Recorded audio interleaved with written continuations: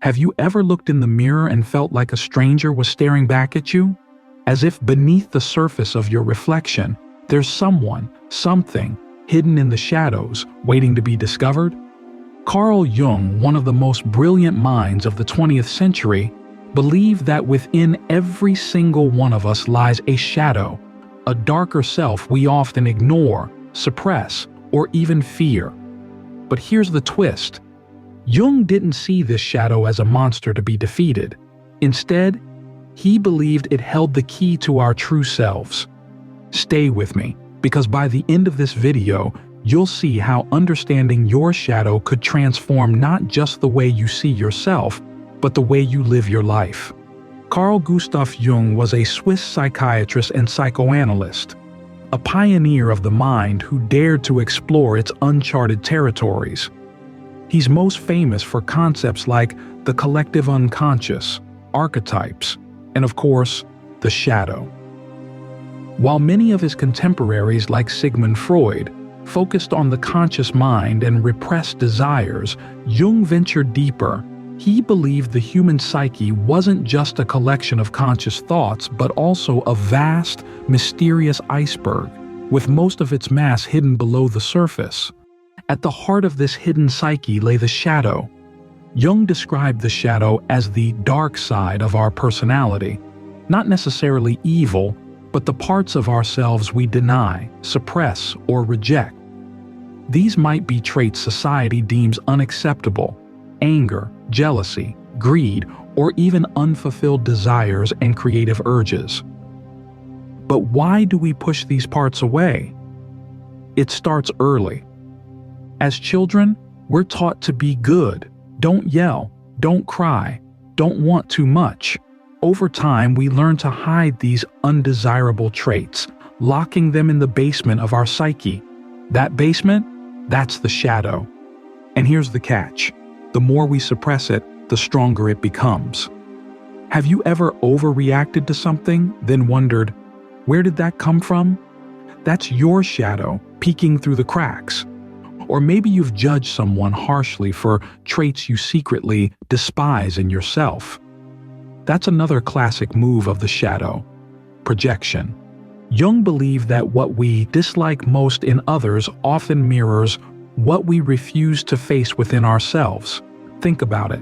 The traits we ridicule or condemn in others might just be the ones we're running from in our own shadow. Here's where things get fascinating. Jung didn't believe the shadow was all bad. In fact, he argued that it held incredible potential because within the shadow lies raw, untapped energy, our creativity, intuition, and passion. But there's a catch. You can't access this energy without confronting the shadow first. Jung called this process shadow integration. It's like shining a flashlight into the dark corners of your mind and saying, "I see you. Let's talk." What happens if we ignore the shadow? Jung warned that it doesn't just disappear, it festers. Unchecked, the shadow can explode in destructive ways, like fits of rage, jealousy, or self-sabotage. Think of it as a pressure cooker. The more you deny it, the greater the risk of an emotional eruption. And here's the scariest part. When we ignore our shadow, it can control us from the shadows.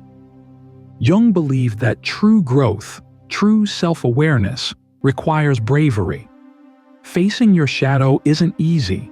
It means looking in the mirror and acknowledging the parts of yourself you'd rather hide. It's messy, it's uncomfortable, but it's also liberating because when you face your shadow, you stop being a prisoner to it. You take back control of your life. Confronting your shadow allows you to understand what you are striving for. It can be unbelievably terrifying because it involves committing to the parts of yourself that you hate the most and the parts that you swore were not part of you. To begin, notice when you get triggered, and then analyze the situation to work out the nature of the trigger. You always apply the trigger to yourself, meaning that in your shadow is something the ego rejects about its identity. When reacting to psychological triggers, pause and ask, why am I reacting this way? Backtrack through your emotions to your memories, which hold the origins of your emotional programming. Acknowledging and accepting these hidden aspects can free you from their unconscious control. This can be achieved through exploring your shadow through art, expressive creativity, and analyzing your dreams and artworks. Understand that confronting your shadow self is a deeply personal and ongoing process. Be patient and kind with yourself, as it may take time to unravel and integrate these aspects of your being. Allow yourself to embrace vulnerability and celebrate each step forward on your spiritual journey. When you integrate your shadow, something magical happens. You stop seeing it as an enemy and start recognizing it as a teacher. Your shadow isn't there to destroy you.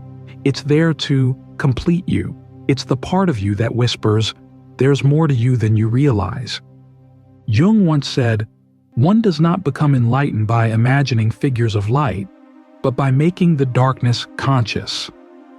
In today's world, where everyone curates a perfect image for social media, shadow work feels more important than ever. We're told to hide our flaws, to only show our highlight reel. But Jung's philosophy reminds us that wholeness isn't about perfection. It's about embracing everything, the light and the dark, the joy and the pain. Imagine a world where we all owned our shadows, where we stopped pretending to be perfect and started being real.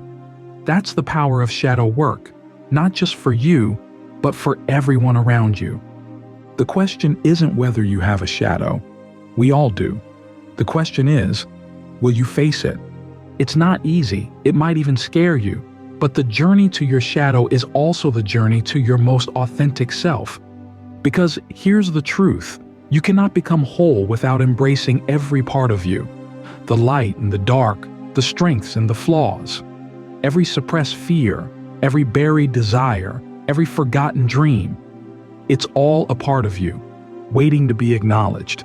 Think about history's greatest visionaries, artists, and leaders. They didn't run from their shadows, they embraced them.